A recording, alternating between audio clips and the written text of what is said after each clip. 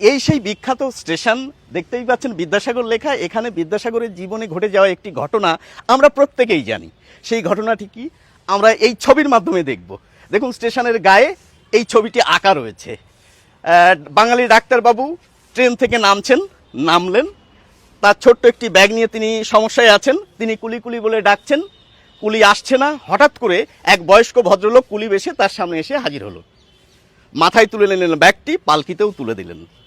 ডাক্তারবাবু যখন তাকে পারিশ্রমিক দিতে গেল, সে কিন্তু নিল না। বলল, আমি কুলি নই, লোকে আমাকে ঈশ্বরচন্দ্র বিদ্যাসাগর বলে চেনে। বন্ধু, এই যে ঘটনাটি প্রত্যেক বাঙালি জানে, যে স্টেশনে ঘটেছিল, এটি হচ্ছে সেই স্টেশন আমরা যেটিকে কারমাটার বলে চিনি। কারমাটার স্টেশনটি কোথায় অবস্থিত? ঝাড়খণ্ড রাজ্যে, পশ্চিমবঙ্গের পশ্চিম দিকে অবস্থিত এই রাজ্যটি, এবং এটি জামতারা জেলায় অবস্থিত। আপনারা দেখতে পাচ্ছেন সেই কারমাটা স্টেশনটি।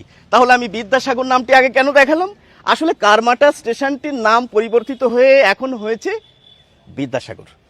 আমরা সেই স্মৃতিধন্য স্টেশনে দাঁড়িয়ে এই ভিডিওটি করছি। সকলকে অসংখ্য ধন্যবাদ বন্ধুরা। এই দেখুন বিদ্যাসাগর স্টেশন। বন্ধু, আর একবার দেখে দাও, বাংলায় লেখা ঈশ্বরচন্দ্র বিদ্যাসাগরের নামে। বাঙালি হিসেবে আমরা গর্বিত।